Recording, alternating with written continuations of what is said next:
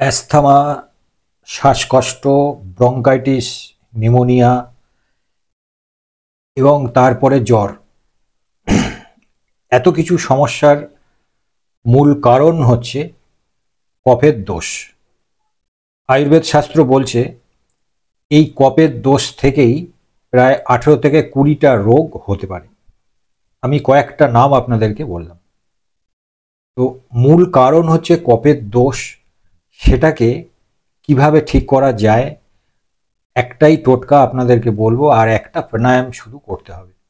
করলে এই কফের দোষ গোড়া থেকেই ঠিক হবে।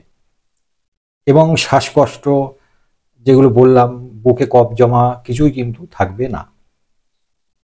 তো দেখুন, তার জন্য যেটা করতে হবে, দারচিনি পাউডার। দারচিনিটা পাউডার ফর্মে সব থেকে বেশি উপকারী। তাই কিছু দারচিনি কিনে নিন, নিয়ে সেটাকে ভালো করে গুঁড়ো তৈরি করুন, একদম পাউডার। সেই পাউডার 1 চামচ আর 1 চামচ মধু, দুটোকে মিশিয়ে ভালো করে চেটে চেটে খেতে হবে, একবারে নয়। চেটে চেটে এটাকে খান। এটা 1 থেকে 1.5 মাস খেতে হবে, দিনে একবার করে। আর সাথে একটা প্রাণায়াম খালি করুন, দেখবেন খুব ভালো রেজাল্ট কিন্তু পাওয়া যাবে। দেখুন, প্রাণায়ামটা আমি বলে দিই, অনুলোম বিলোম কিভাবে করতে হয়। আপনারা অনেকে হয়তো দেখেছেন, প্রথমে একটা নাকের ছিদ্র বন্ধ করে দেবো, আর আরেকটা ছিদ্র দিয়ে পুরো নিঃশ্বাস নিয়ে নেব, যতটা সম্ভব নেওয়া যায়। নিয়ে ওটাকে হোল্ড করে দেবো বন্ধ করে, এবং যতক্ষণ রাখা যাবে চেপে ততক্ষণই রাখবো। তারপর যখন রাখতে পারবো না, আবার উল্টো নাক খুলে দেবো, দিয়ে এটা থেকে পুরো নিঃশ্বাসটাকে বাইরে বার করে দেবো। দিয়ে আবার এই নাক থেকেই আবার নেব, যতটা সম্ভব নিয়ে হোল্ড করে রাখবো, যতটা সম্ভব আবার উল্টো দিক দিয়ে বার করে দেবো। আমি একবার করে দেখাই।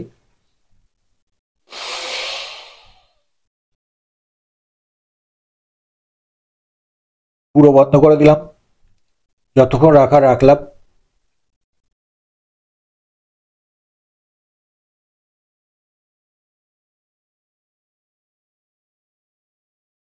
এই উল্টো নাক দিয়ে ছেড়ে দিলাম, আবার এই নাক দিয়েই নেব।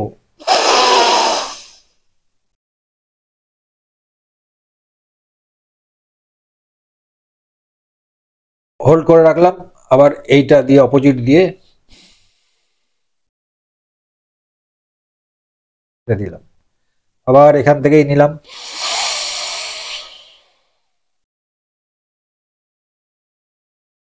লক করে দিলাম, যতক্ষণ রাখা যায় রাখলাম, আবার এইটা দিয়ে। এই প্রক্রিয়াটাকে 10 মিনিট করে করতে হবে, দিনে 2বার করে। আর এই টোটকাটা ব্যবহার করুন, 1 থেকে 1.5 মাসের মধ্যে মারাত্মক রেজাল্ট কিন্তু পাবেন। শ্বাসকষ্ট বুকে কফ জমা থেকেই হয়, এবং বাইরের কিছু ময়লা জমে বুকের ভেতরে ইনফেকশন তৈরি হয়, লাস্টে একটা বিদঘুটে পরিস্থিতি তৈরি হয়। তো এই সমস্যার জন্য এই দুটো জিনিস পালন করুন, 100% রেজাল্ট পাবেন। এটাই হচ্ছে এর একমাত্র মেডিসিন। সবাই ভালো থাকুন, সুস্থ থাকুন। নমস্কার।